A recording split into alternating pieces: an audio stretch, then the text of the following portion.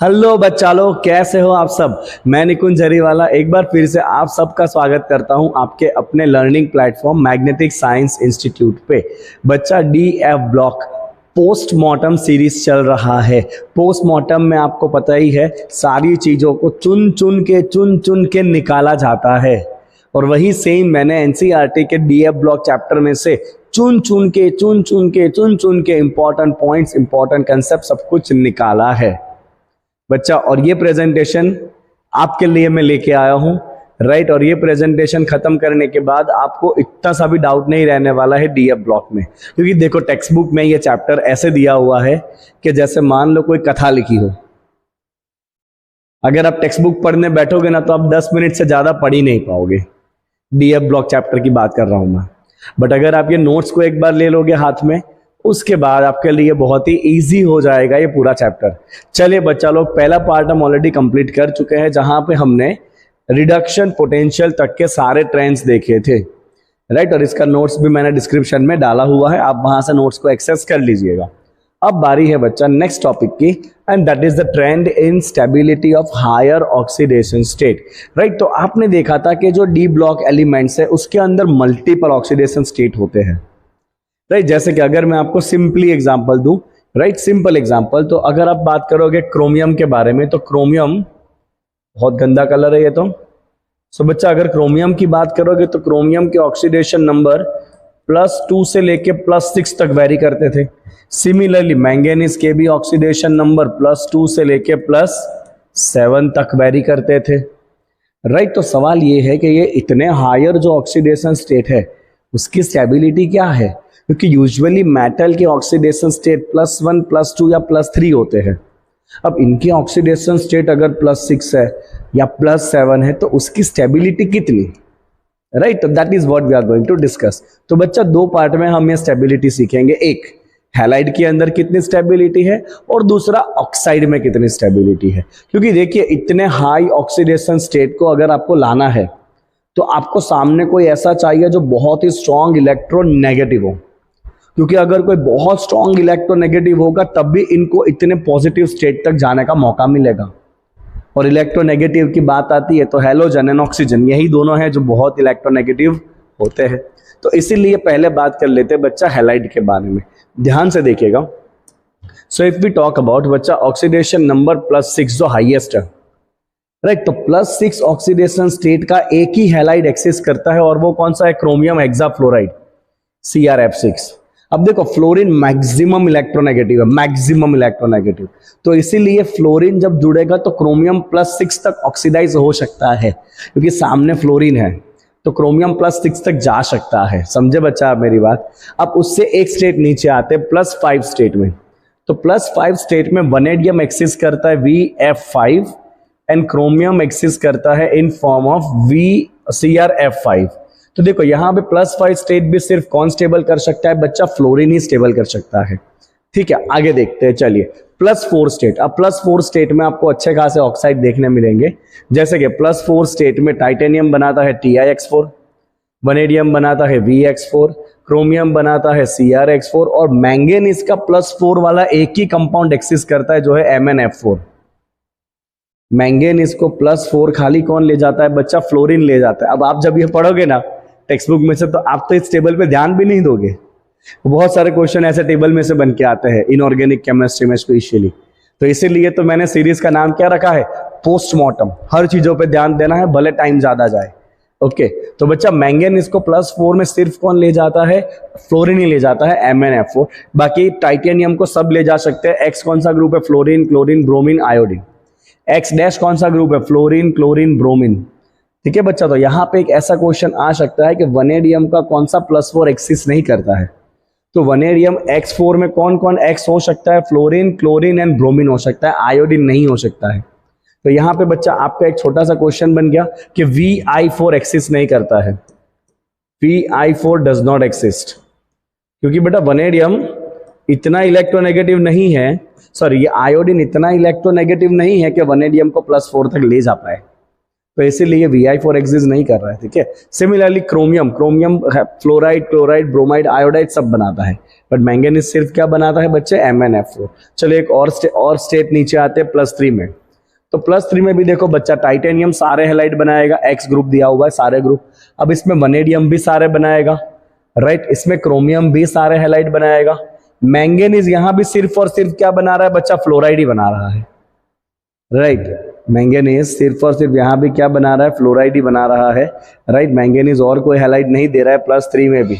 चलो आयरन क्या दे रहा है बच्चा, तो आयरन देखो X डैश ग्रुप है, X डैश मतलब फ्लोरीन, क्लोरीन, ब्रोमीन। तो बच्चा यहाँ पे एक और पॉइंट आ गया, Fe का कौन एक्सिस्ट नहीं करता है, I3 does not exist. And cobalt को भी +3 में ले जाने का काम सिर्फ कौन करता है बच्चा, फ्लोरीन ही कर रहा है, देख लो आप, और कोई हैलाइड कोबाल्ट का नहीं है। मैं जितने मार्किंग कर रहा हूं बच्चा सारे ध्यान से देखना। हाँ चलो आगे देखो, अब +2 स्टेट की बात करते हैं बच्चा, +2 स्टेट। तो +2 स्टेट में टाइटेनियम देख लो कौन कौन से हैलाइड बनाता है, X2 वाले, chloride, bromide and iodide, fluoride नहीं है। तो बच्चा टाइटेनियम का क्या एक्सिस्ट नहीं करता है, F2 डज नॉट एक्सिस्ट। अब इसके एक सिंपल सा रीजन अगर मैं आपको दूं बच्चा, तो ये फ्लोरीन इतना ज्यादा इलेक्ट्रोनेगेटिव है कि फ्लोरीन अगर आएगा ना तो वो टाइटेनियम को +4 ही बना के छोड़ेगा। फ्लोरीन टाइटेनियम को +2 पे रोकने वाला नहीं है, इसीलिए बच्चा TiF2 एक्सिस्ट नहीं कर रहा है। ठीक है आगे चलो, टाइटेनियम के बाद वनेडियम। वनेडियम बच्चा कोई प्रॉब्लम नहीं है, सारे ही X2 बना रहा है। क्रोमियम भी सारे X2 बना रहा है। अब यहाँ पे मैंगनीज भी सारे ही हैलाइड बनाएगा, आयरन भी सारे हैलाइड बनाएगा, कोबाल्ट भी सारे हैलाइड बनाएगा, निकल भी सारे हैलाइड बनाएगा। बट कॉपर को देख लो बच्चा, कॉपर सारे डाई हैलाइड नहीं बना रहा है। कॉपर में X डबल डैश वाला ग्रुप है, कौन सा ग्रुप, डबल डैश मतलब बच्चा ये ग्रुप, मतलब कौन, खाली फ्लोराइड एंड क्लोराइड। तो ये जो आपका कंपाउंड है ना बच्चा कॉपर का, वो खाली या तो कॉपर फ्लोराइड हो सकता है या तो हो सकता है कॉपर क्लोराइड, इसमें ब्रोमाइड या आयोडाइड पॉसिबल नहीं है, राइट। एंड लास्ट में देख लो तो जिंक, जिंक सारे ही हैलाइड बना रहा है, नो प्रॉब्लम। इंपॉर्टेंट मैं जो ये मार्किंग कर रहा हूँ सर्कल सर्कल, उसको ज्यादा ध्यान देना, ठीक है। चलो +1 स्टेट बचा, +1 स्टेट में कोई एक्सिस्ट नहीं करता है एक्सेप्ट कॉपर। +1 स्टेट में खाली हैलाइड में कॉपर ही एक्सिस्ट करता है और कोई एक्सिस्ट नहीं करता है। देख लो कॉपर बना रहा है CuX। थर्ड वाला ग्रुप कौन सा है बच्चा, थर्ड वाला group chloride, bromide and iodide, मतलब कौन एक्सिस्ट नहीं करता है, फ्लोराइड। वापस वही बात बच्चा, फ्लोराइड इतना नेगेटिव है कि वो कॉपर को +1 पे रोक ही नहीं पाएगा, वो +2 बना ही देगा कॉपर को, ठीक है।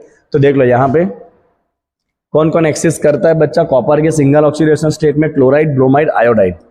सो कॉपर क्लोराइड एक्सिस्ट करता है, कॉपर ब्रोमाइड एक्सिस्ट करता है और कॉपर आयोडाइड एक्सिस्ट करता है, ठीक है बच्चा। तो आप ये नोट्स डाउनलोड कर लीजिएगा, उसमें सारी चीजें मैंने लिखी है, या फिर आप अपने टेक्स्ट बुक के अंदर चीजों को ऐड करते जाओ, है ना। चलो बच्चा आगे बढ़ते हैं। The highest oxidation number are achieved in titanium X4, जो हमें दिख रहा है टाइटेनियम का मैक्सिमम ऑक्सीडेशन स्टेट TiX4 है टेट्रा हैलाइड में, राइट। वनेडियम में मैक्सिमम ऑक्सीडेशन स्टेट किसका था, खाली VF5, और क्रोमियम में भी मैक्सिमम ऑक्सीडेशन स्टेट किसका था, CrF6। चलो अब मैंगनीज भी +7 स्टेट में एक्सिस्ट करता है। अब बोलोगे सर आपने +6 में +6 के आगे +7 क्यों नहीं लिखा, क्या MnF7 नहीं बना सकता है? नहीं बना सकता, क्योंकि एक ही मैंगनीज के आजू बाजू 7-7 क्लोरीन का अरेंजमेंट नहीं होता है, राइट। ये केमिकल बॉन्डिंग अलाउड नहीं करता है। तो मैंगनीज +7 स्टेट में एक्सिस्ट करता है, बट वो कंपाउंड कौन सा है बच्चा, तो Mn+7 स्टेट का कंपाउंड है MnO3F। क्या कंपाउंड है मेरे बच्चे, MnO3F। डायरेक्ट फ्लोराइड नहीं है बट ऑक्सो फ्लोराइड है। आगे, higher oxidation state only with fluorine, right. अब देखो हायर ऑक्सीडेशन स्टेट सिर्फ किसके साथ है, फ्लोरीन के साथ है सबका। क्यों भाई, due to either higher lattice energy, as in case of COF3। COF3 की लैटिस एनर्जी बहुत ज्यादा है, बट जब पता है lattice energy, positive negative ion जब अरेंज होंगे तो बहुत सारी एनर्जी छोड़ेंगे, that is called lattice energy. तो यहाँ पे लैटिस एनर्जी ज्यादा है COF3 के केस में, राइट। या VF5 और CrF5 जैसे F6 जैसे कंपाउंड में बॉन्ड एंथैल्पी ज्यादा है, ठीक है। तो यहाँ पे बच्चा मैं एक बात स्पेसिफाई कर लूँ इधर टेबल में, तो ये दोनों के अंदर क्या ज्यादा है बच्चा, इन दोनों कंपाउंड में ज्यादा है बॉन्ड एंथैल्पी, इन दोनों में बॉन्ड एंथैल्पी ज्यादा है। किसके अंदर बच्चा, VF5 और CrF5 में। और कोबाल्ट वाला कंपाउंड ये रहा बच्चा, कोबाल्ट वाले कंपाउंड में क्या ज्यादा है बच्चा, high lattice enthalpy, high value of delta H of lattice. चलिए आगे बढ़ते हैं बच्चा। V+5 वनेडियम की बात आई वापस बच्चा आगे। तो V+5 देखो वनेडियम +5 कौन सा स्टेट में, VF5। VX5 except VF5 undergoes hydrolysis to give oxohalide VOX3। क्योंकि देखो वनेडियम के +5 में सिर्फ एक ही स्टेबल था बच्चा VF5, उसके सिवाय का अगर और भी कोई हुआ जैसे कि VCl5, VBr5, VI5, तो इसमें कोई में भी वनेडियम स्टेबल नहीं है, तो ये डिस्प्रपोर्शनेट कर जाएगा, राइट। क्या होगा ये VX5, VF5 अकेला स्टेबल है, उसके सिवाय के सारे हाइड्रोलिसिस हो जाएंगे, राइट। और कौन सा कंपाउंड बनेगा बच्चा, VOX3 बनेगा, राइट। इसका मतलब अगर मान लीजिए आपके पास VCl5 है बच्चा, तो ये VCl5 पानी में जाते ही हाइड्रोलिसिस होके बना देगा VOCl3। क्या बना देगा ये, VOCl3 बना देगा, बिकॉज ये अनस्टेबल है VCl5। VF5 स्टेबल है, उसको प्रॉब्लम नहीं है कुछ भी, ठीक है बच्चा। चलो आगे। Fluorides are instable in the low oxidation state, is that VX2 या कॉपर X। देखो जो हमने पहले भी बताया था बच्चा कि ये जो लो ऑक्सीडेशन स्टेट है वो फ्लोराइड का काम नहीं है। फ्लोराइड तो क्या करेगा, डायरेक्ट हाई ऑक्सीडेशन स्टेट में ही भेजेगा। तो लो ऑक्सीडेशन स्टेट में यूजुअली आपको फ्लोराइड देखने नहीं मिलता है। देखो हमने यहाँ पे लिखा TiF2 एग्जिस्ट नहीं करता है, राइट। सिमिलरली यहाँ पे कॉपर में भी फ्लोराइड नहीं है, देखो, क्योंकि फ्लोराइड लो ऑक्सीडेशन स्टेट से बात ही नहीं करता। फ्लोराइड बोलेगा मेरे से बात करनी है, हाई ऑक्सीडेशन स्टेट वाले को लेके आओ, लेवल वाले चाहिए। चलो आगे बढ़ते हैं। तो बच्चा ये हो गया ट्रेंड्स ऑफ हैलाइड्स, आगे भी होगा शायद। Okay now see copper 2 halides. अच्छा कॉपर सेकंड स्टेट में they are known except iodide. देखो आपके सर ने लिखा होगा CuI2 एक्सिस्ट नहीं करता है। देखो कॉपर हैलाइड में कौन कौन है बच्चा, फ्लोराइड एंड क्लोराइड ही है। कौन एक्सिस्ट नहीं करता है बच्चा, आयोडाइड एक्सिस्ट नहीं करता है। In this case copper plus oxidises I-2 iodine. So क्या होगा बच्चा, यहाँ पे एक डिस्प्रपोर्शनेशन रिएक्शन हो जाएगा। अब ध्यान से देखिए क्या है ये रिएक्शन। तो बच्चा इन केस अगर आपने बना लिया है कॉपर +2 विथ आयोडीन, कॉपर +2 अगर आपने आयोडीन बना लिया तो ये कॉपर +2 क्या करेगा बच्चा, खुद रिड्यूस हो जाएगा, खुद रिड्यूस होके बना लेगा Cu2I2 और ये आयोडीन को ऑक्सीडाइज करके अलग कर देगा इन फॉर्म ऑफ I2। ऐसे क्वेश्चन पूछे जाते हैं, right the reaction of CuI2, याद होना चाहिए। तो CuI2 में बच्चा कॉपर कौन से स्टेट में होगा +2, आयोडीन कौन से स्टेट में होगा I-। अब ये आयोडीन की ताकत नहीं है कॉपर को +2 स्टेबल रखने की, तो कॉपर खुद रिड्यूस होके, देखो अब ये Cu2I2 में कॉपर कौन से स्टेट में आ गया बच्चा +1, तो खुद ये रिड्यूस हो गया और जो आयोडीन -1 स्टेट में था आयन के फॉर्म में उसको ऑक्सीडाइज कर दिया। चल बाकी इधर से, ठीक है। ओके चलो इसको बैलेंस कर दो बेटा, क्योंकि रेडॉक्स का क्लास तो है नहीं है, सो हम ज़्यादा टाइम वेस्ट नहीं करेंगे, ये रिएक्शन हो गया बैलेंस। आगे देखते हैं। I have a text book, क्योंकि मैं सब कुछ रट्टा मार के नहीं आया हूँ। चलो कॉपर के 1 compound they are unstable in aqueous solution and they undergoes disproportionation, right. तो कॉपर के +1 स्टेट वाले डिस्प्रपोर्शनेट हो जाएंगे, कैसे बच्चा, तो कॉपर +1 डिस्प्रपोर्शनेशन मतलब ऑक्सीडाइज होके +2 भी बनेगा और रिड्यूस होके कॉपर भी बनेगा। तो ये हो गया बच्चा आपका डिस्प्रपोर्शनेशन, कॉपर +1 एक्वियस सॉल्यूशन में डिस्प्रपोर्शनेट हो जाएगा अपने आप, ये हो गया इक्वेशन बैलेंस।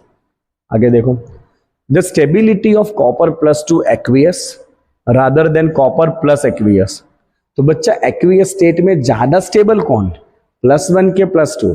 तो एक्वियस स्टेट में देखो अपने आप +1 इसमें कन्वर्ट हो गया +2 में, मतलब +2 ज्यादा स्टेबल है, राइट। इसका रीजन क्या है, इसका रीजन है more negative hydration enthalpy of copper +2 than copper plus.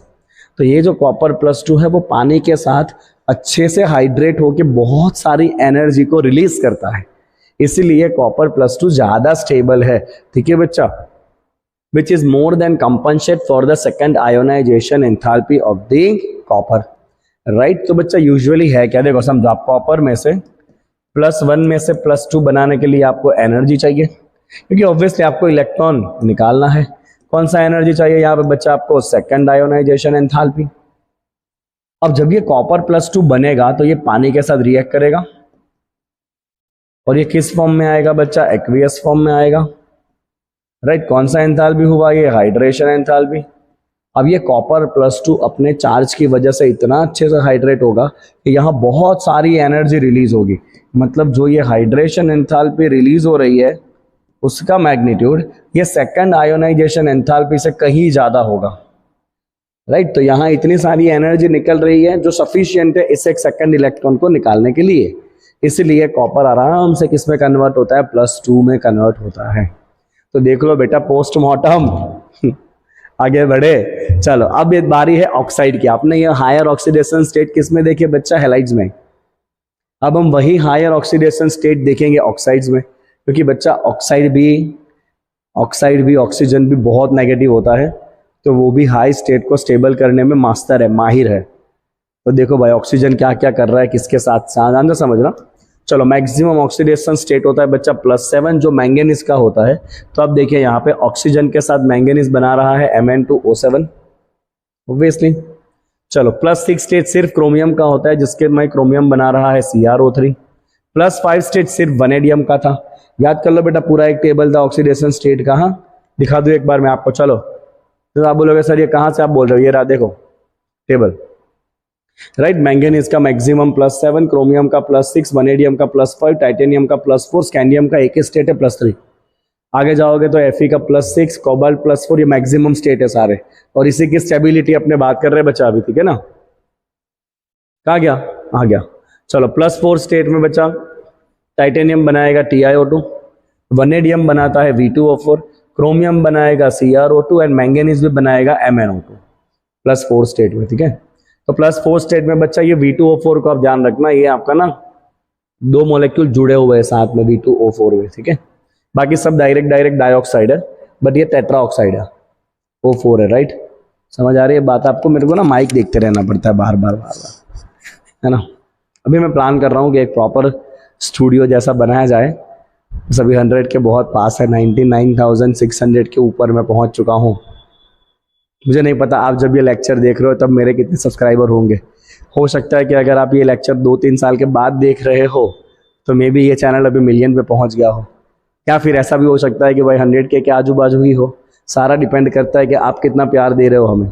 आगे बढ़ते हैं, चलिए बच्चा +3 स्टेट। तो स्कैंडियम बनाता है, scandium Sc2O3, titanium Ti2O3, vanadium V2O3, chromium Cr2O3, manganese Mn2O3 and iron Fe2O3। Okay चलो आगे। अब यहाँ पे ना साथ में आप देख लो, मेरी बात सुनो ध्यान से। ये +3 स्टेट में ना Mn3O4 भी बनता है जो एक मिक्स्ड ऑक्साइड है। सिमिलरली Fe3O4 भी बनता है, ये भी एक मिक्स ऑक्साइड है। एंड CO3O4 बनता है, ये भी एक मिक्स ऑक्साइड है। अगर हम Fe3O4 की बात करें तो it is a combination of FeO and Fe2O3। It is mixed oxide, जहां पे ये Fe+2 स्टेट में है और ये Fe+3 स्टेट में, it is called mixed oxide. तो ये सारे मिक्स्ड ऑक्साइड है जिसके ऊपर स्टार किया है। चलो +2 स्टेट, ज्यादा टाइम पास नहीं करना है, सब बनाएंगे। Titanium, vanadium, chromium, manganese, iron, cobalt, निकल, कॉपर, जिंक सब बनाते हैं। और +1 स्टेट में भी खाली एक ही कंपाउंड बनेगा जो कि इसका कॉपर का, क्योंकि +1 स्टेट खाली कॉपर स्टेबल बनाता है Cu2O के फॉर्म में। चलो पॉइंट्स देखते हैं बच्चा फटाफट। बियॉन्ड ग्रुप 7 बच्चा, ग्रुप 7 मतलब आपका ये D5 वाला। There is no higher oxides of Fe above Fe2O3 are known. ठीक है बच्चा, तो ग्रुप 7 मतलब मैंगनीज के बाद हायर ऑक्सीडेशन स्टेट में सिर्फ कौन है, Fe2O3 है। देखो इस Fe2O3 के ऊपर यहाँ पे कोई ऑक्साइड बना नहीं है हाई ऑक्सीडेशन स्टेट में, क्योंकि ये वालों सबके पास हाई ऑक्सीडेशन स्टेट होता ही नहीं है। क्योंकि आपने टेबल का ट्रेंड देखा ना, +7 तक बढ़ा, उसके बाद धीरे धीरे कम हो गया, राइट। तो हायर ऑक्सीडेशन स्टेट में ग्रुप 7 के बाद सिर्फ Fe के पास एक कंपाउंड है विच इज Fe2O3। चलो फेरेट्स विच इज FeO4 2-, ध्यान से देखना। Fe का भी +6 स्टेट था बच्चा, अगर आप देखो तो कहाँ गया, देखो ये रहा, आ जाना, इधर गया, ये रहा। देखो Fe में भी बच्चा एक स्टेट है +6। तो Fe+6 में कौन सा कंपाउंड बनेगा, तो आप बोलोगे कि सर कौन सा कंपाउंड है बताओ। तो Fe+6 का तो मैं बताऊंगा आपको कि Fe6 में एक कंपाउंड बनता है जिसको कहते हैं फेरेट्स। क्या कहते हैं बच्चा, उसको हम फेरेट्स कहते हैं। फेरेट्स क्या फॉर्मूला है, FeO4 2-। देख लो ये 4 ऑक्सीजन का चार्ज होगा -8, राइट। 8 - 2 Fe क्या स्टेट में होगा, +6। So these ferrets are formed in which medium, alkaline basic media, but they are readily decomposed। तो ये फेरेट डिकम्पोज होकर तुरंत ही क्या बन जाएगा, Fe2O3 एंड O2 में अलग हो जाएगा, राइट। तो +6 स्टेट में फेरेट है बट वो डिकम्पोज हो जाएगा। चलो देन ऑक्सो कैटायंस, मतलब ऑक्साइड पॉजिटिव आयन वाले, राइट। जैसे कि VO2+, इसमें V का स्टेट होगा बच्चा +5, आपको ऑक्सीडेशन स्टेट आना चाहिए। VO+2 में वनेडियम का स्टेट होगा +4। TiO2+, टाइटेनियम का स्टेट होगा +4। Oxygen has more ability than fluorine to stabilise higher oxidation state. देखो यूजुअली सबसे ज्यादा इलेक्ट्रोनेगेटिव कौन है बच्चा? फ्लोरीन है। बट अगर आप ध्यान से देखोगे ना तो मैंगनीज का एक केस समझो तो आपको समझ में आ जाएगा। अब देखो, क्या मैंगनीज में MnF7 है? नहीं है। मैंगनीज में मैक्सिमम फ्लोराइड कौन सा है? MnF4 है। अब वही आप ऑक्साइड में देखो, ऑक्साइड में मैक्सिमम ऑक्साइड कौन सा है? Mn2O7+7 वाला। तो ऑक्सीजन के पास ज्यादा एबिलिटी है हाई ऑक्सीडेशन स्टेट को स्टेबल करने की, ये बात ध्यान रखना। इसका रीजन है कि ऑक्सीजन मल्टीपल बॉन्ड से जुड़ता है। This is the reason, oxygen multiple bond से जुड़ता है। ठीक है, आगे reason, the ability of oxygen is to form the multiple bonds to metal. अगर मैं सिंपली आपको Mn2O7 का स्ट्रक्चर बताऊं ना बच्चा, ये कुछ इस तरह से होता है। ऐसा कुछ आपका स्ट्रक्चर होता है Mn2O7 का। देख लो बच्चा, सारे ऑक्सीजन डबल डबल बॉन्ड से जुड़े हुए हैं, राइट। तो इसीलिए ऑक्सीडेशन स्टेट हाई स्टेबल करने की कैपेसिटी ऑक्सीजन की ज्यादा है कंपेयर टू फ्लोरीन। एग्जैक्टली। आगे बढ़ते हैं बच्चा। चलिए, in manganese oxide Mn2O7, manganese is tetrahedrally surrounded by oxygen including MnO-Mn bridge. तो ये रहा बेटा, मैंने ऑलरेडी स्ट्रक्चर ड्रॉ कर दिया, MnO-Mn ब्रिज। तो मेटल ऑक्सीजन मेटल का बॉन्ड होगा और इसके आजू बाजू देखो चारों ग्रुप कैसे अरेंज है? टेट्राहेड्रली। ठीक है, चलो आगे बढ़ते हैं। और next we have the tetrahedral MO4N- ions are known for, कौन सा आयन बच्चा? MO4N- आयन, जिसमें मेटल का ऑक्सीडेशन स्टेट क्या होगा? राइट, तो ये डिपेंड करता है बच्चा, ऑक्सीडेशन स्टेट इसका होगा -8, राइट। तो 8 - N जो भी आपका ऑक्सीडेशन स्टेट है, ठीक है। तो किस किस के लिए एक्सिस करता है? ये एक्सिस करता है वनेडियम 5, इसका मतलब हो गया बच्चा VO4, क्या हो गया ये? VO4, right, -3। फिर क्रोमियम के लिए भी एक्सिस करेगा बच्चा CrO4 -2। फिर ये मैंगनीज के लिए भी एक्सिस्ट करेगा बच्चा MnO4 -3, और Mn+2 के लिए भी एक्सिस्ट करता है बच्चा ये MnO4 -2। आपको ऑक्सीडेशन स्टेट गिनना आना चाहिए बच्चा। हाँ, this is what I should expect at this stage from you people. Okay, चलिए, इतना क्लियर बच्चा सबको? राइट। तो ये आपने नेक्स्ट में क्या देखा बच्चा? ऑक्सो कैटायन देख लीजिए। ऑक्सो कैटायन एक फेरेट है, ये तो NiN है, फेरेट तो FeO4 2-, जिसमें Fe+6 है बट अनस्टेबल है, बेसिक मीडियम में वो डिकम्पोज होके Fe2O3 बना लेगा। ऑक्सो कैटायन में VO2+, TiO+2, किसकी ज्यादा स्टेबिलिटी है? ऑक्साइड के फ्लोराइड, ऑक्साइड की हायर ऑक्सीडेशन स्टेट में, राइट। MnO7 का स्ट्रक्चर हमने देखा यहाँ पे, और उसके बाद हमने एक और आयन देखा विच इज MO4N-, जैसे ये फेरेट था ना वैसा ही सेम फेरेट था कि नहीं, FeO4 उस तरह से बाकी एलिमेंट भी ये 4 वाला कंपाउंड बनाते हैं, टेट्राहेड्रल MO4N-। चलिए आगे देखते हैं, कुछ है क्या? Let's take solve one question. ठीक है, so how would you account for the increasing oxidising power in a series? Right, कौन कौन सा एलिमेंट है? VO+2, Cr2O7 and MnO4-। इसका ऑक्सीडाइजिंग पावर इस तरफ इंक्रीज हो रहा है, आपको बताना है। ओके, तो देखिए बेटा, सिंपल सी बात है, VO+2, इसमें VO का स्टेट क्या होगा? +5। Cr2O7 2-, इसमें Cr का स्टेट होगा +6। MnO4-, इसमें Mn का स्टेट होगा +7। अभी देखो ये सबके ऑक्सीडेशन स्टेट कितने ज्यादा है, एक का +5, एक का +6, एक का +7। अब ये मैंगनीज +7 स्टेट में है, मतलब इसको कुछ भी करके यहां से रिड्यूस होना है। +7 बहुत हाई ऑक्सीडेशन स्टेट है, तो मैंगनीज क्या करेगा बच्चा? यहां से खुद रिड्यूस होगा और सामने जो होगा उसको ऑक्सीडाइज कर देगा। राइट। तो सबसे स्ट्रॉन्गेस्ट ऑक्सीडाइजिंग कौन हो गया, Mn+7, क्योंकि ये खुद का स्टेट बहुत ज़्यादा है तो खुद को घटाएगा, हाँ सामने वाले को बढ़ाएगा। राइट। अब जब ये रिड्यूस होगा तो खुद MnO4 में से ये कन्वर्ट हो जाता है Mn+2 में, जो इसका ज़्यादा स्टेबल स्टेट है।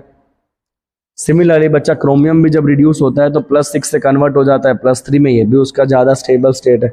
एंड वनेडियम भी कन्वर्ट हो जाता है V+2 में। राइट। तो सब लोग क्या करेंगे, खुद जब रिड्यूस होंगे तो उनके स्टेबल स्टेट बनते जाएंगे। राइट। तो इसी के लिए आपको ये ऑक्सीडाइजिंग पावर देखने मिलेगा। तो देखो बुक में खाली इतना ही लिखा है, this is due to the increasing stability of the lower species to which they reduce. Right. तो आप देखो ध्यान से, ये सारे जो आपने लोअर स्पीसीज बनाए ना बच्चा, ये लोअर स्पीसीज में Mn+2 का स्टेट क्या होगा बच्चा, D5, हाईली स्टेबल। मतलब Mn को कुछ भी करके ना +7 से +2 में आना है, क्योंकि अगर ये +2 स्टेट में आ गया ना तो ये D5 हो जाएगा। तो इसका D5 बहुत स्टेबल है। सिमिलरली क्रोमियम +3 जगह करोगे ना बच्चा तो क्रोमियम +3 24, मतलब ये हो जाएगा D4। और सिमिलरली जब आप वनेडियम करोगे, वनेडियम मतलब शक्ति विक्रम 23, तो ये D3 होगा। ठीक है बच्चा। तो आप बताओ चलो कौन सा स्टेट सबसे ज्यादा स्टेबल होगा, D3, D4 के D5?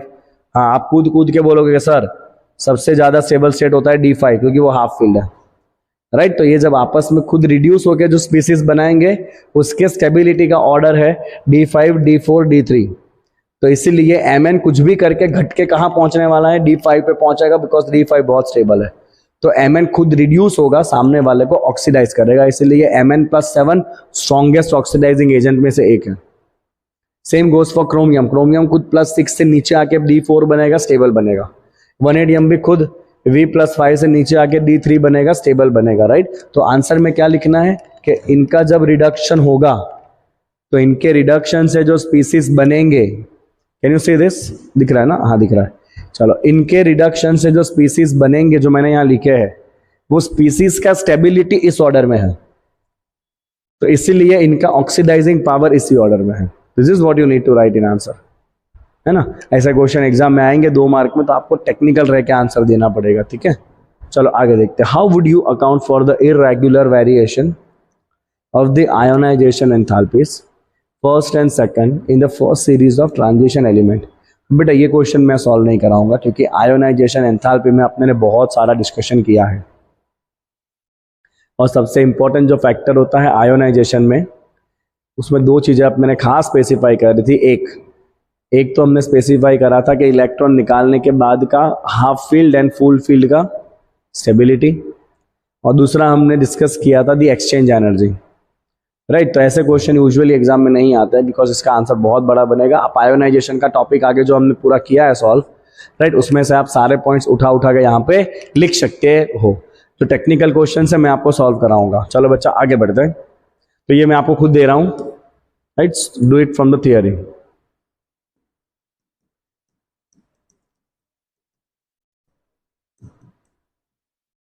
चलो आगे बढ़े। अब finally chemical reactivities and reduction potential value.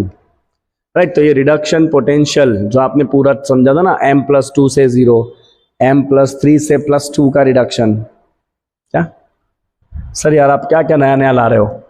अब मैंने ये एक रिडक्शन पोटेंशियल का ट्रेंड देखा था, और एक हमने इस रिडक्शन पोटेंशियल का ट्रेंड देखा था लास्ट क्लास के पोस्टमार्टम में। तो ये रिडक्शन पोटेंशियल और मेटल की रिएक्टिविटी के बीच में क्या रिलेशन है? देखो सिंपल सी बात है, मेटल को होना होता है ऑक्सीडाइज, मेटल को इलेक्ट्रॉन छोड़ने होते हैं। सो मेटल को क्या होना होता है? ऑक्सीडाइज। मतलब मेटल का ऑक्सीडेशन पोटेंशियल हाई होना चाहिए और मेटल का रिडक्शन पोटेंशियल लो होना चाहिए। तो जितना रिडक्शन पोटेंशियल मेटल का लो रहेगा, उतना वो मेटल ज़्यादा स्ट्रॉन्ग या ज़्यादा रिएक्टिव हो जाएगा।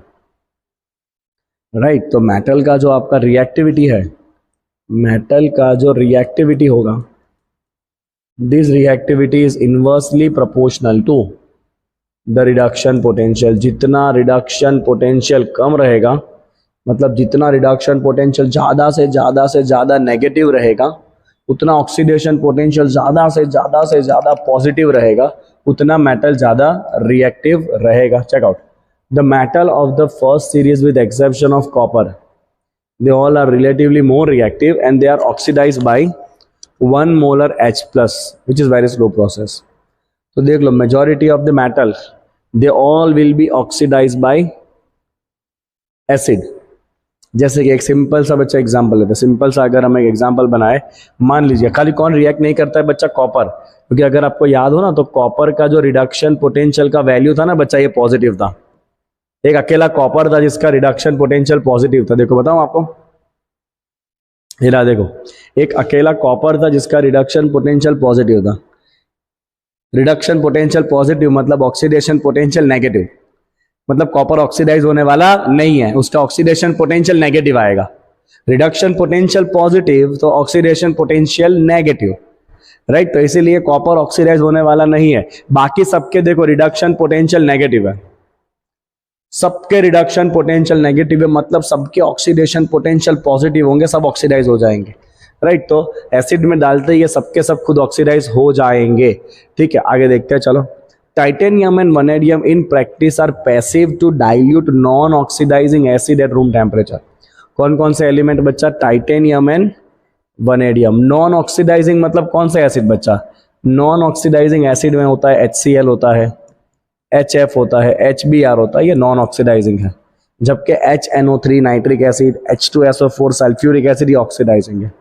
तो ये ऑक्सीडाइजिंग एसिड टाइटेनियम वनेडियम से रिएक्ट करेंगे but non oxidising acid react नहीं कर पाएंगे। आगे, द रिडक्शन पोटेंशियल वैल्यू जितना लेस नेगेटिव होता जाएगा अक्रॉस द सीरीज उतना ही क्या होगा? There will be decreasing tendency to form the divalent cation.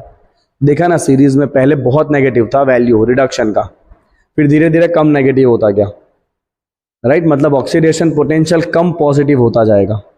अगर रिडक्शन पोटेंशियल कम नेगेटिव होता जा रहा है तो ऑक्सीडेशन पोटेंशियल कम पॉजिटिव होता जाएगा, मतलब वो ऑक्सीडेशन होने का नेचर कम होता जाएगा, मतलब जो +2 आयन बनाने का नेचर है, ऑक्सीडाइज होने का जो नेचर है वो कम होता जाएगा। ठीक है, रीजन क्या है बच्चा? रीजन है increase in the sum of the first and second ionisation enthalpy, delta HI1 plus delta HI2 across the series बढ़ेगा, इलेक्ट्रॉन निकालना मुश्किल होता जाएगा, इसीलिए ऑक्सीडेशन नहीं होने वाला।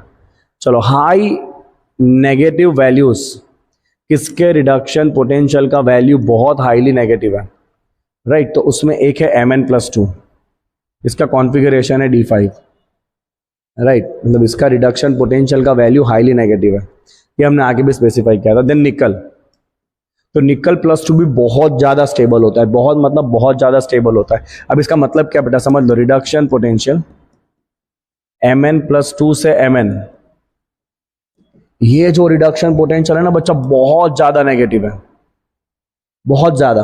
इसका मतलब क्या हो गया बच्चा? इसका मतलब हो गया कि जो ऑक्सीडेशन पोटेंशियल है Mn से Mn+2, ये बहुत बड़ा पॉजिटिव वैल्यू आएगा, क्योंकि रिडक्शन पोटेंशियल जितना नेगेटिव होगा ऑक्सीडेशन पोटेंशियल उतना ही पॉजिटिव होगा।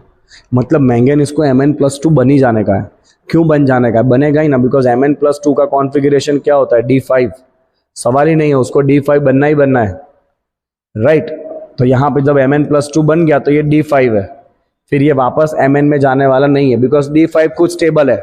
तो क्यों रिड्यूस हो भाई? तो वो रिड्यूस नहीं होता है, इसीलिए उसका रिडक्शन पोटेंशियल बहुत नेगेटिव होता है। Same goes for Ni+2।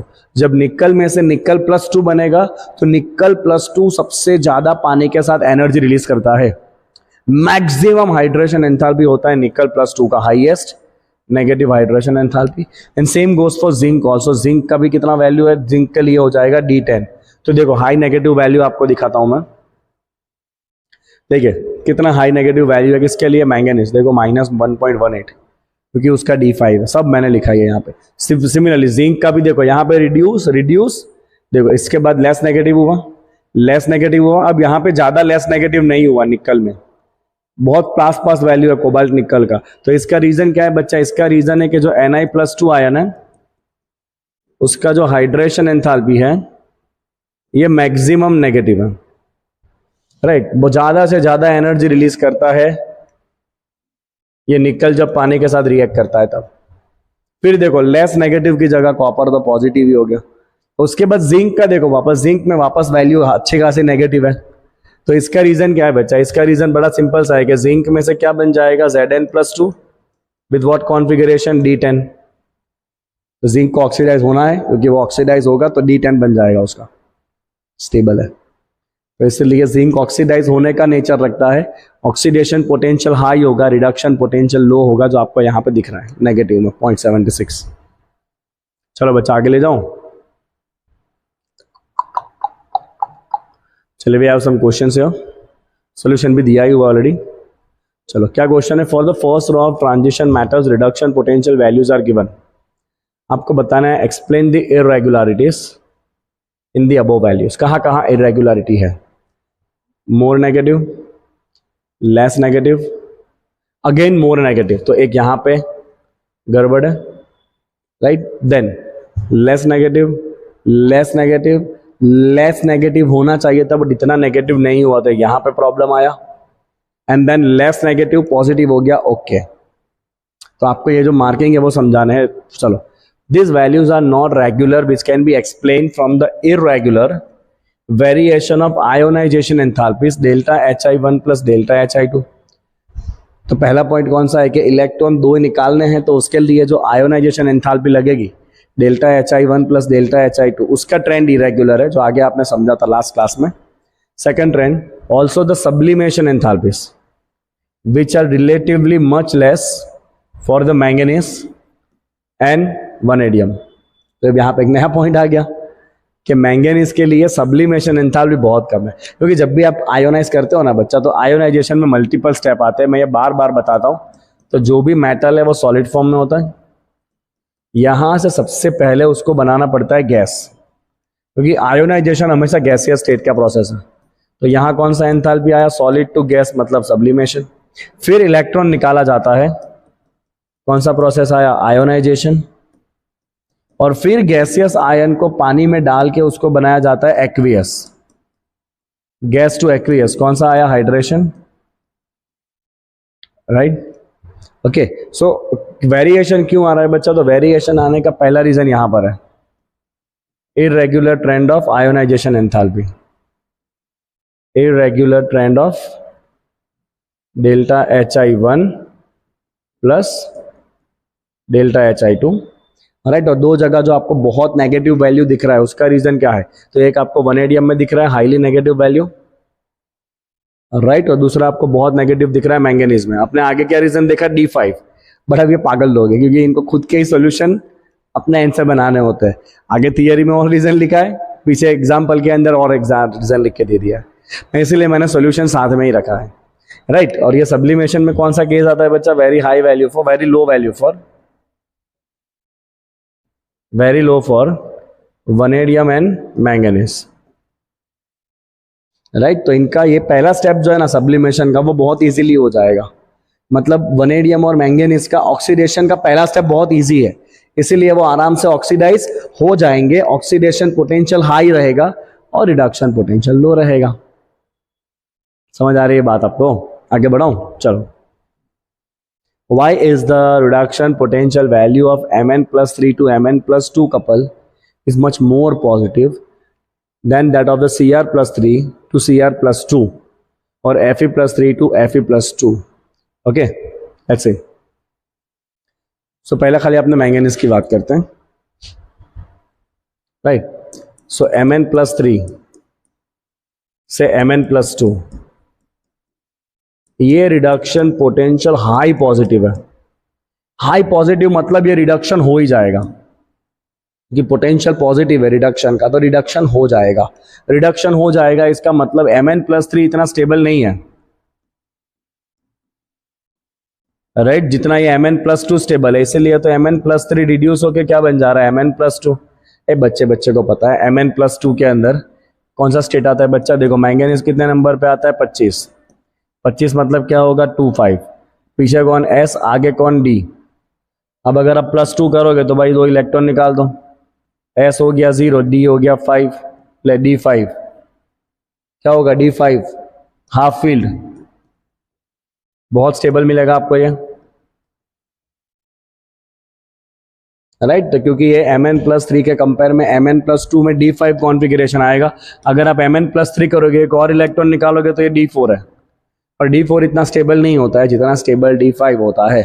तो इसीलिए मैंगनीज रिड्यूस हो जाएगा +3 से +2 में, राइट। जबकि आप इनकी बात करोगे ना, क्रोमियम +3 से +2, Fe +3 से +2, ये इतना इजीली रिड्यूस होने वाले नहीं है। Okay, is that clear? Is that clear? Right. तो यहाँ पे क्या कहा है बच्चा, इन्होंने रीजन ऐसा लिखा है कि very high third ionisation enthalpy. Reason समझो, क्योंकि Mn+2 में ऑलरेडी D5 बन चुका है। अब +2 से +3 जाना है तो एक और इलेक्ट्रॉन D5 से निकाल के D4 करना पड़ेगा। क्या D5 से इलेक्ट्रॉन निकलता है? कभी नहीं निकलता है। मतलब जो तीसरा इलेक्ट्रॉन आपको निकालना है ना, delta Hi3 for manganese is very high.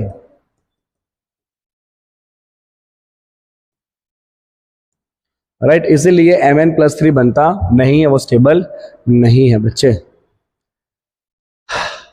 पानी पी लेते हैं थोड़ा सा और थोड़ी सी सांस ले लेते हैं। अभी तो बहुत सारे टॉपिक। अब आ गया आपका मैग्नेटिक प्रॉपर्टीज। ओके, अब थोड़े सिंपल टॉपिक्स आ रहे हैं। सिंपल कुछ नहीं है बट कंपैरेटिवली सिंपल, ठीक है।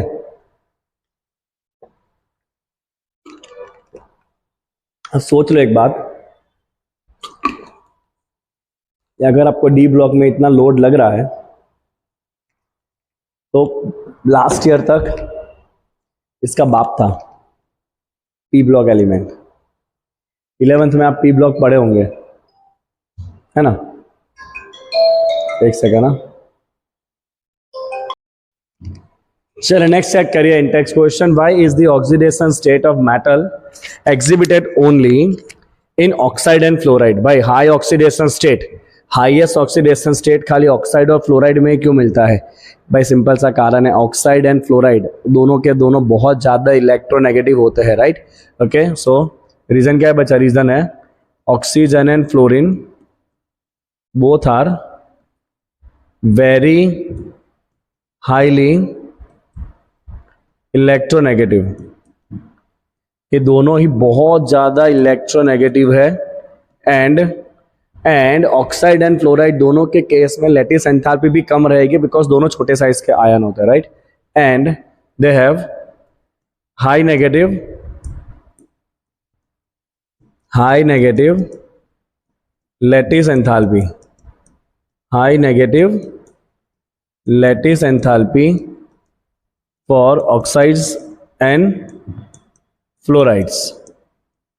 सो इन्हीं दो रीजन की वजह से हाईएस्ट ऑक्सीडेशन स्टेट आपको ऑक्साइड और फ्लोराइड में ही देखने मिले थे, बाकी सब में नहीं थे। आगे देखते चलो, which is stronger reducing agent? Right, मतलब कौन दूसरे को आराम से रिड्यूस करेगा, मतलब कौन आराम से खुद ऑक्सीडाइज होगा। समझ लो ध्यान से, आपको पता चल जाएगा। अगर मैं क्रोमियम की बात करूं बच्चा, क्रोमियम होता है 24 नंबर।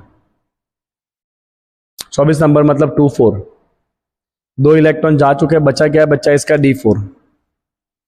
सो क्रोमियम +2 क्या होता है? 3D4। Fe क्या होगा? Fe होता है 26 नंबर। 26 मतलब 2-6, 2 इलेक्ट्रॉन आप निकाल चुके हो, बचा गया यहाँ पे 3D6, बचा गया यहाँ पे ऑब्वियसली 3D6 बचा हुआ है। समझे आप इतनी बात को? ओके, चलो अब आप बताओ कि कौन इजीली दूसरे को रिड्यूस करे। क्या पूछा है? Which is stronger reducing agent? तो रिड्यूसिंग एजेंट दूसरे को रिड्यूस करेगा, खुद ऑक्सीडाइज होगा। खुद ऑक्सीडाइज होगा मतलब खुद को एक इलेक्ट्रॉन और निकाल देना है। ऑक्सीडाइज होना है ना, मतलब इलेक्ट्रॉन निकाल देना है। तो अगर इसमें से आपने एक इलेक्ट्रॉन निकाल के अगर इसको आपने ऑक्सीडाइज करके Cr+3 करा तो ये हो जाएगा 3D3। और इसमें से अगर आपने एक इलेक्ट्रॉन निकाल के इसको Fe+3 करा तो ये हो जाएगा 3D5। चल बोल कौन ज्यादा स्टेबल होता है? D3 के D5? अरे बच्चे को पता है सर D5 ज्यादा स्टेबल होता है। D5 is more stable, right. मतलब कौन खुद आराम से ऑक्सीडाइज होना चाहता है? Fe+2, क्योंकि Fe+2 जब ऑक्सीडाइज होगा तो वो D4 से D6 से D5 बन जाएगा, वो स्टेबल हो जाएगा। मतलब ये खुद ऑक्सीडाइज होकर स्टेबल होगा और सामने वाले को रिड्यूस कर देगा। आई बात समझ में? तो we can simply write that Fe+2 is stronger reducing as it will become D5 in Fe+3। तो खुद ऑक्सीडाइज हो जाएगा, सामने वाले को रिड्यूस करेगा। तो आंसर क्या है बच्चा इसका? इसका आंसर है Fe+2। वाई यहाँ पे लिखा हुआ है। आगे बढ़ो चलो now comes to the magnetic property. So बच्चा मैग्नेटिक प्रॉपर्टीज दो चीजें होती है इसमें, डायामैग्नेटिज्म या पैरामैग्नेटिज्म या फेरोमैग्नेटिज्म। फिजिक्स में भी आपने सीखा होगा इसके बारे में, ठीक है। तो जब सारे इलेक्ट्रॉन पैर में होते हैं दो दो के, तो उसे कहते हैं डाया। डाया मतलब double double double double double. तो जब सारे के सारे कपल में है तो उसे कहते हैं डायामैग्नेटिक। और अगर एक भी इलेक्ट्रॉन अकेला बचा सिंगल, मेरी तरह एक नहीं, मैं तो मैरिड हूं, तो एक भी इलेक्ट्रॉन अगर सिंगल रहा तो उसे कहते हैं बच्चा अपने पैरामैग्नेटिक। ध्यान दीजिए। So diamagnetic substances are repelled by the field. Diamagnetic substance क्या होंगे? फील्ड में रिपेल होंगे, राइट। पैरामैग्नेटिक सब्सटेंस क्या होंगे? फील्ड में अट्रैक्ट होंगे। ये सब फिजिक्स का टॉपिक है, आप सिंपली याद रखो। डायामैग्नेटिक मैग्नेटिक फील्ड में रखते ही रिपेल हो जाते हैं, पैरामैग्नेटिक सब्सटेंस को मैग्नेटिक फील्ड में रखते ही वो अट्रैक्ट होते हैं, ठीक है। तो फेरोमैग्नेटिक का क्या होगा? Ferromagnetic are attracted very strongly by the applied field. आगे paramagnetism arises. What is the reason behind the paramagnetic?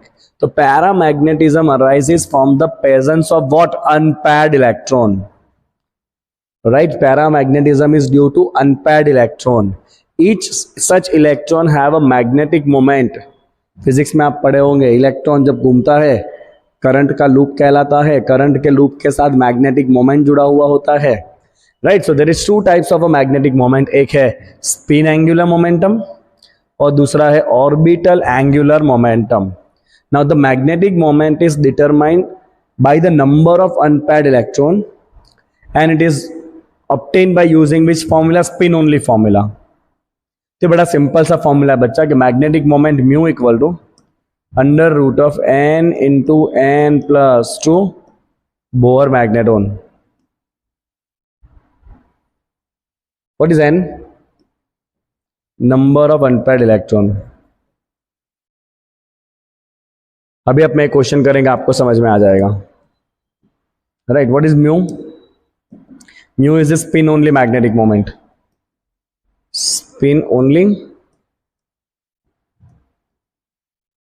Magnetic moment, right. Spin only का मतलब है, देखो इलेक्ट्रॉन दो तरह के मोशन करेगा, एक वो खुद के एक्सिस के ऊपर घूमेगा और दूसरा वो न्यूक्लियस के आजू बाजू भी घूमेगा। तो खुद के एक्सिस पे घूमेगा उसे कहते हैं स्पिन मैग्नेटिक मोमेंट, और न्यूक्लियस के आजू बाजू घूमेगा उसे कहते हैं एंगुलर मैग्नेटिक मोमेंट, राइट। या ऑर्बिटल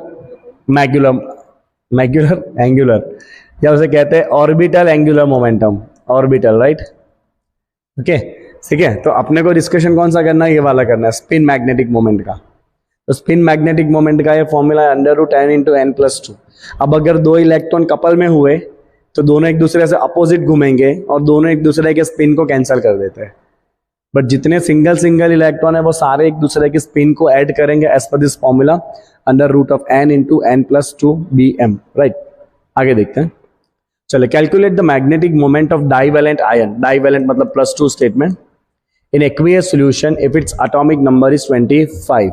चलो बच्चा, 25 नंबर का जो भी एलिमेंट है, दो सपोज वी डोंट नो, ऐसे हमें पता है मैंगनीज होता है, बट 25 का कॉन्फ़िगरेशन आपके सर ने आपको क्या सिखाया बच्चा?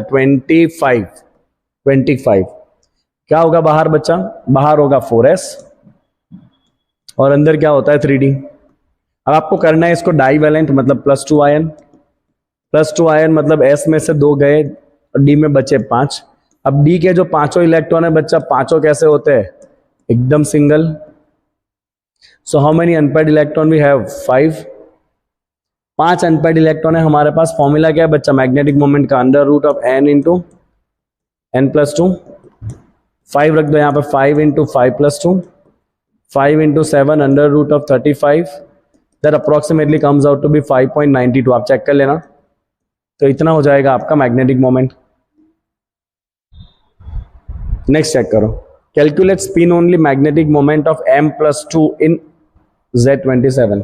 चलो 27 है, बोल बेटा 27 का मतलब क्या होगा? 2 7, ये 4s और ये 3d, ठीक है। डाइवेलेंट करना है, प्लस 2 बनाओ। चलो इसको, 2 इलेक्ट्रॉन s में से गायब करो, बच्चा 3d7। चलो d7 का थोड़ा कॉन्फ़िगरेशन बनाओ तो, क्योंकि 7 अनपेयर्ड इलेक्ट्रॉन नहीं है, 1 2 3 4 5 और फिर यहाँ पे पेयर हो जाएगा 6 और 7। तो बच्चा अनपेयर्ड कितने? 1 2 3, So we have n equal to 3. Let's put in a formula, mu equal to under root of n into n plus 2. 3 कहाँ से हो गया? n into n plus 2 under root of 3 into 3 plus 2 under root of 15. ये कुछ 4.87 ऐसा कुछ आएगा, आप चेक कर लेना, ठीक है, अंडर रूट निकाल के, राइट. रूट 15 इसका आंसर है in Bohr magneton unit. Simple question. मैं आपको एक दो क्वेश्चन होमवर्क दे रहा हूं, आप बताना मुझे, ठीक है. z इक्वल टू 28, स्टेट ले लो +3. z इक्वल टू 24, स्टेट ले लो +1. तो मुझे इन दोनों का आपको आंसर बताना है बच्चा कमेंट में कि इसका दोनों का मैग्नेटिक मोमेंट कितना आएगा, ठीक है. चलो आगे देखते हैं. Formation of coloured ions. तो बेटा अगर आप कुछ डी ब्लॉक के अगर आप कंपाउंड याद करो ना, जैसे कि एक था KMnO4 जो आपने लैब में बहुत यूज कर रहा है. KMnO4 एकदम डार्क ब्लैकिश पर्पल कलर का होता है KMnO4. वो मैंगनीज का कंपाउंड है जो आपके डी ब्लॉक का एलिमेंट है, ठीक है. फिर आपने पोटेशियम डाइक्रोमेट, क्रोमियम का कंपाउंड डाइक्रोमेट यूज किया होगा जो ऑरेंज या येलो कलर का होता है. फिर आपने कॉपर सल्फेट देखा होगा जिसमें पूरा ब्लू कलर होता है because of copper ion. So majority of this D block element या उनके compound they exhibit colour. Colour के पीछे का सिंपल रीजन अगर एक वर्ड में कहे तो डी ट्रांजिशन. डी ट्रांजिशन के बारे में अगले चैप्टर में आपको आने वाला है. चलिए देखिए यहाँ पे क्या क्या हमें याद रखना है, कौन सी चीजें हमें रट्टा मारनी है, ठीक है. So when electron from a lower energy d orbital is excited, low d orbital से अगर वो हाई डी ऑर्बिटल में एक्साइट होगा, then energy of excitation correspond to the frequency of the light absorb. एक लो लेवल से अगर high level में जाना है तो जितना एनर्जी का डिफरेंस होगा उतना एब्जॉर्ब करना पड़ेगा. और अगर व्हाइट लाइट में से कोई एक पर्टिकुलर फ्रीक्वेंसी गायब हो गई जो इलेक्ट्रॉन ने एब्जॉर्ब कर ली है, तो अब वो लाइट व्हाइट रहने वाली नहीं है. तो जो कलर एब्जॉर्ब कर लेगा इलेक्ट्रॉन, उसका जो कॉम्प्लीमेंट्री कलर होगा वो आपको दिखेगा. इसके बारे में अगले चैप्टर में बहुत डिटेल में डिस्कशन है कोऑर्डिनेशन कंपाउंड में, राइट. सो इलेक्ट्रॉन, मैं यहाँ पे रीजन लिख देता हूं, डी ट्रांजिशन.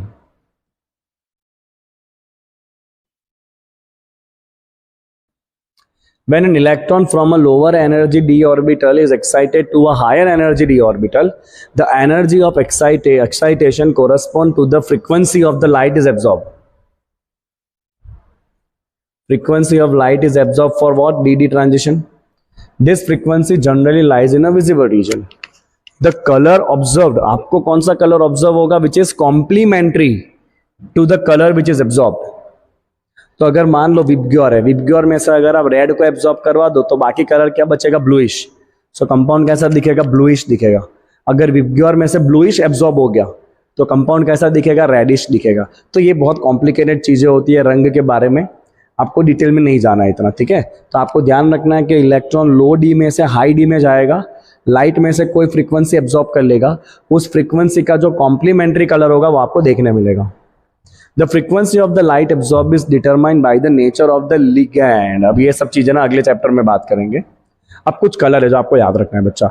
एक बात आप दिमाग में डाल लो, अगर D0 या D10 हुआ तो कलरलेस होता है. ये बहुत पूछा जाता है. देखो D0 स्कैंडियम +3 कैसा है? D0 colourless. D0 टाइटेनियम +4 कैसा है? ये भी कलरलेस. सिमिलरली D10, बेटा D10 भी कैसा होता है? कलरलेस होता है, क्योंकि D0 और D10 इन दोनों में क्या डी ट्रांजिशन, इसमें इलेक्ट्रॉन ही नहीं है D में. और D10 होगा तो D पूरी तरह से भरा हुआ है. देख लो D10 पूरी तरह से भरा हुआ है D, तो कहां से ट्रांजिशन करेगा? सभी तो भरा हुआ है, ऊपर भी पूरा फुल है, नीचे भी पूरा फुल है, तो इलेक्ट्रॉन जाएगा कहां पे? कहीं नहीं जा पाएगा.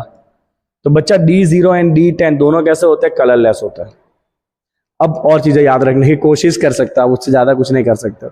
D1 में टाइटेनियम +3 पर्पल होता है, और वही D1 में वनेडियम +4 ब्लू कलर का होता है.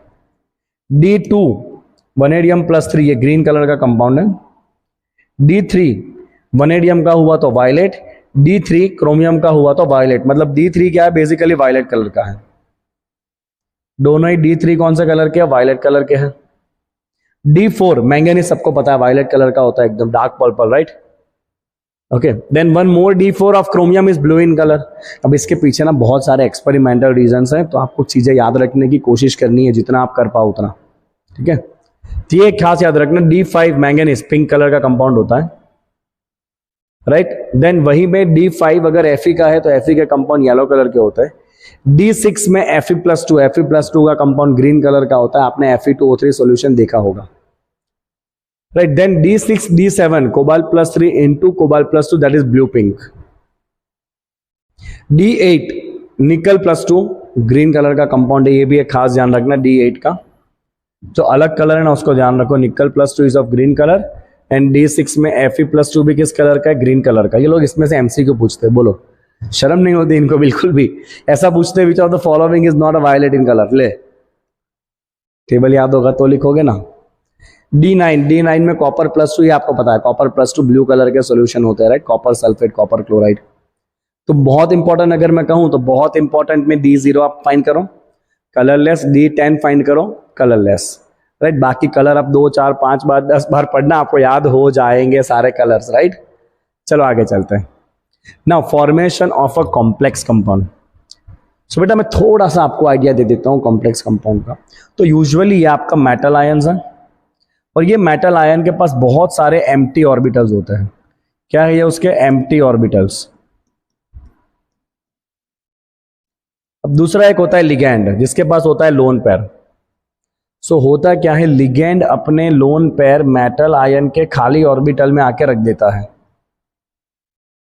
मेटल के पास कोई इलेक्ट्रॉन नहीं है देने के लिए, बट उसके पास क्या है, खाली ऑर्बिटल है, डी ब्लॉक के, डी के खाली ऑर्बिटल्स है, और वो खाली ऑर्बिटल के अंदर लिगैंड के पास से इलेक्ट्रॉन पेयर लेके रख के बॉन्डिंग बना लेता है। और इस तरह का जो कंपाउंड होता है ना, उस कंपाउंड को कहते हैं कोऑर्डिनेट कंपाउंड, जिसका पूरा अगला चैप्टर आने वाला है। Let's see this.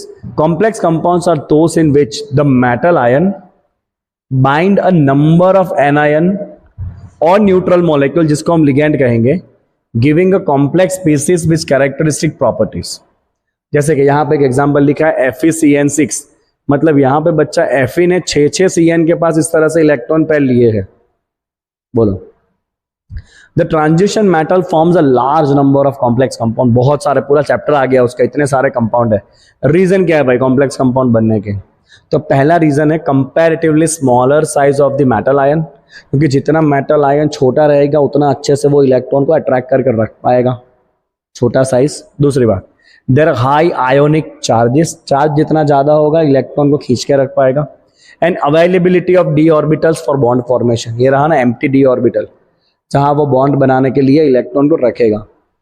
तो क्यों कॉम्प्लेक्स कंपाउंड बनाते हैं ट्रांजिशन या डी ब्लॉक वाले? पहला रीजन उसकी खुद की छोटी साइज, ज्यादा पॉजिटिव चार्ज, और ये खाली पड़े हुए डी ऑर्बिटल्स, तो इनकी वजह से ये कॉम्प्लेक्स कंपाउंड्स बनाते हैं, बहुत सारे बनाते हैं। Next, catalytic properties, right. So आप अगर केमिस्ट्री में अच्छे से पढ़े हो, सो आपको पता होना चाहिए कि मेजॉरिटी कैटालिस्ट सारे डी ब्लॉक वाले हैं। मेजॉरिटी देख लो, बहुत सारे यहां पे एग्जांपल्स हैं, सबके सब डी ब्लॉक।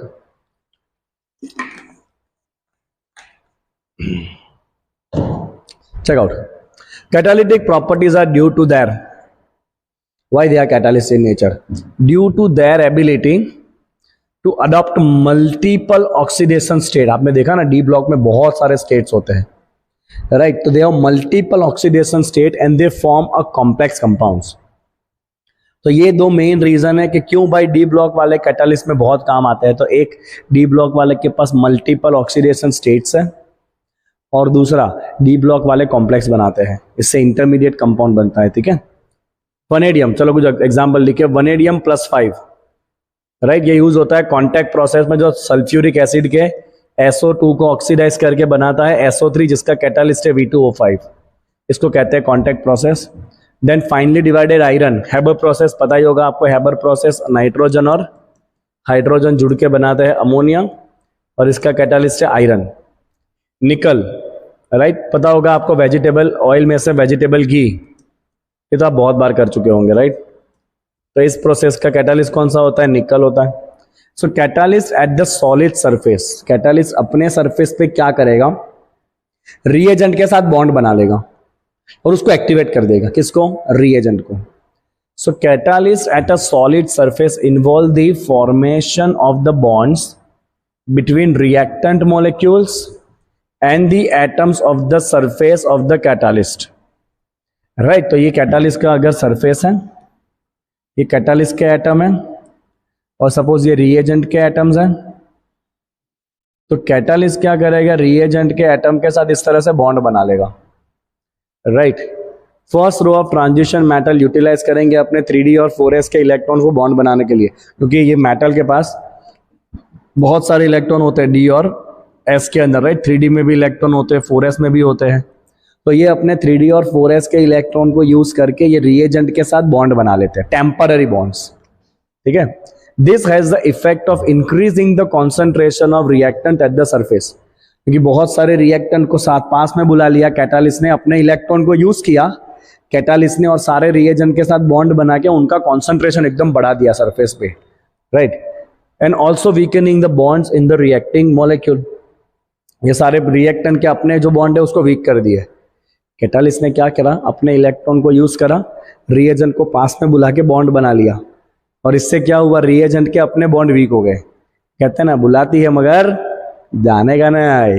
ये रिएक्टेंट गया तो उसके बॉन्ड टूट गए। This has the effect of increasing the concentration of reactant at the catalyst surface, also the weakening of the bonds in the reacting molecule, hence the activation energy will be lowered. For example, iron catalyzes the reaction between the iodide and the persulfate ion. चलो ये example है, मैं लिख देता हूं यहाँ पे। तो बेटा ओवरऑल रिएक्शन कुछ इस तरह से कि ये आयोडाइड हुआ, राइट, और ये रिएक्ट करता है परसल्फेट के साथ, ये आयोडाइड, और परसल्फेट इज H2OH2-। इनके बीच में रिएक्शन से बनता है free iodine and sulphate ion. This is without catalyst, right. But अब जैसे ही कैटालिस्ट डालोगे इसके अंदर, राइट, तो इसका कैटालिस्ट है Fe+3। कौन है इसका कैटालिस्ट बच्चा? इसका कैटालिस्ट है आयरन +3। तो देखो कैटालिस्ट डालने से क्या हो जाएगा, तो इसमें आपने कैटालिस्ट कौन सा डाला है बच्चा? Fe+3। तो कैटालिस्ट क्या काम कर रहा है? तो कैटालिस्ट बच्चा सबसे पहले I- को ऑक्सीडाइज करके उसको भगा देगा। तो कैटालिस्ट क्या करेगा? I- को बुलाएगा, इधर इधर, और I- को ऑक्सीडाइज करके पहले उसको अलग कर देगा और खुद रिड्यूस होके बन जाएगा Fe+2। अब ये Fe+2 क्या करेगा बच्चा? Fe+2 बुलाएगा परसल्फेट को, इधर इधर, अब परसल्फेट को वो ऑक्सीडाइज करके कन्वर्ट कर देगा SO4 2- में, और खुद वापस क्या बन जाएगा? Fe+3। तो देख लो इस तरह से कैटालिस्ट ने पिक्चर पूरा कंप्लीट किया। पहले Fe+3 ने I- को बुला के ऑक्सीडाइज किया, खुद रिड्यूस होकर +2 बन गया। फिर +2 ने परसल्फेट को बुलाया, परसल्फेट को खुद रिड्यूस कर दिया और खुद वापस ऑक्सीडाइज होकर हो गया +3।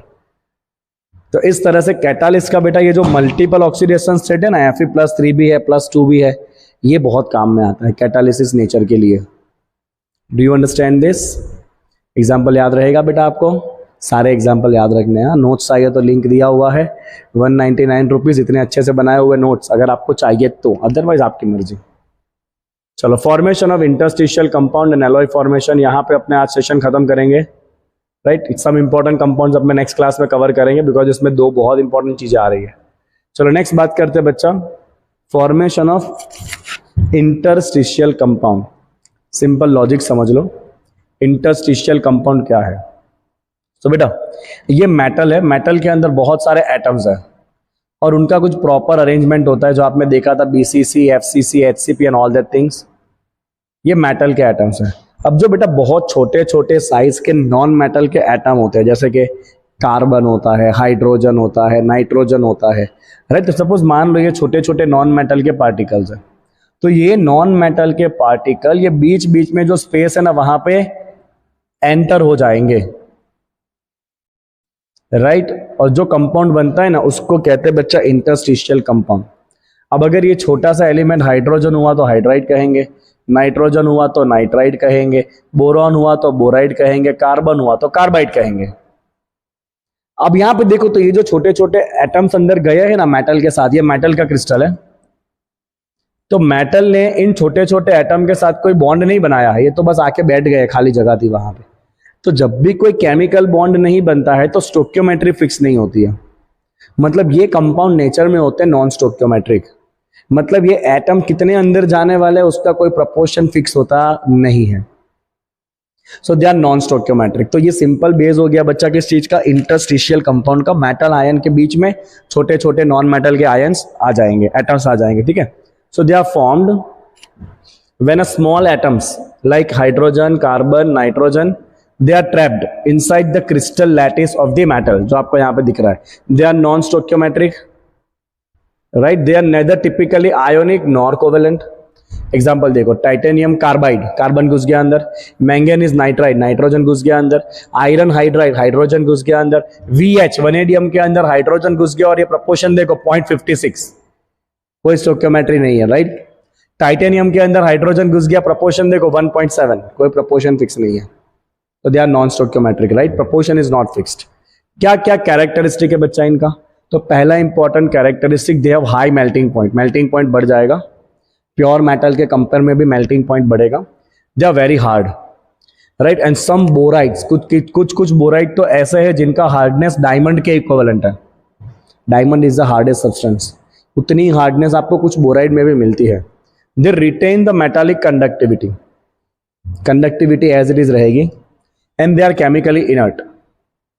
वेरी इंपॉर्टेंट 2 मार्क का थियरी है बच्चा। पहला पॉइंट, मेटल के क्रिस्टल के अंदर नॉन मेटल के छोटे छोटे एटम ट्रैप हो जाएंगे।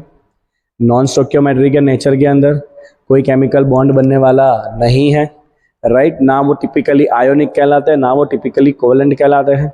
And then write the characteristic, right. High melting point, ज़्यादा हार्ड हो जाएंगे, कंडक्टिविटी पे कोई असर नहीं होगा। एंड लास्ट पॉइंट, केमिकली वो इनर्ट रहते हैं। चलिए आगे बढ़ाता हूँ बच्चा मैं आपको। Let's talk about the alloy formation, right. Alloy आपको पता है बच्चा, अलॉय क्या होता है? अलॉय होता है basically homogeneous mixture of metals. Alloy is homogeneous mixture of metals and sometimes some non-metals in a very small proportion, but it has to be homogeneous, right? An alloy is a blend of metal prepared by mixing the components, right? They are homogeneous solid solution. Alloys are formed by atoms. तो कौन से atom जुड़ सकते हैं, एक दूसरे के साथ मिक्स हो सकते हैं? तो ऐसे एटम जिनके एटॉमिक रेडियस में 15 ppm या 15% से ज्यादा डिफरेंस ना हो। समझ लो ये बात बहुत इंपॉर्टेंट है बच्चा। 15% से ज्यादा डिफरेंस नहीं होना चाहिए दो एटम जिनको आप मिक्स करने वाले हो। आप ऐसा नहीं कर सकते हो कि आप आयरन के अंदर अगर आप मान लीजिए कि आपने ऐड कर दिया आयरन के अंदर ओस्मियम को, नहीं होने वाला है, क्योंकि उनके रेडियस के बीच में बहुत ज्यादा डिफरेंस है। तो जो भी मेटल को आप मिक्स करना चाहते हो उनका रेडियस का डिफरेंस 15% से कम होना चाहिए। अब अगर आप ध्यान से पूरे डी सीरीज को देखोगे ना, 3D series, 3D scandium titanium वाला सीरीज, शक्ति, विक्रम, फेको, निकुंज, तो ये पूरे सीरीज में ना साइज ऑलमोस्ट सेम था। ये 21 नंबर से 30 नंबर के एलिमेंट के साइज में कोई ज्यादा डिफरेंस है ही नहीं, बहुत क्लोज उन सबकी साइज है। तो आप बहुत आसानी से इन सबको मिक्स कर सक के एलॉय बना सकते हो, जैसे आपको प्रॉपर्टी चाहिए वैसा। तो जो भी एटम्स को मिक्स करना चाहते हैं उनमें 15% से ज्यादा डिफरेंस नहीं होना चाहिए। Alloy formed are usually hard and they have often high melting points. The best non are ferrous alloy.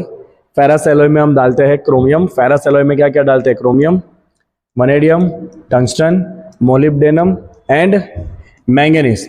These things are used for production of variety of steels as well as a stainless steel. याद रखना, chromium, vanadium, tungsten, molybdenum and the manganese.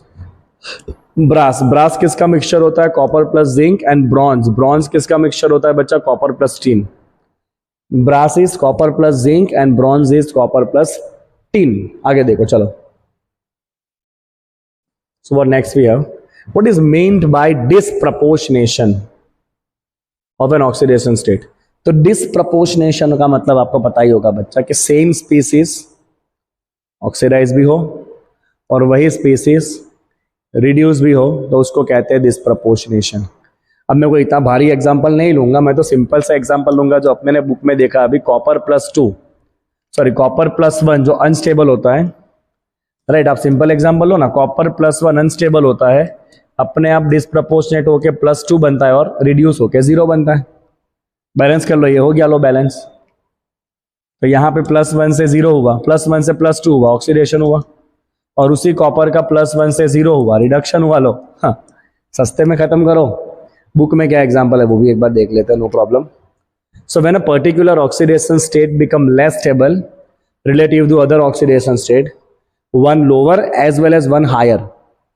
तो low state भी stable है, high state भी stable है, but बीच वाला state stable नहीं है।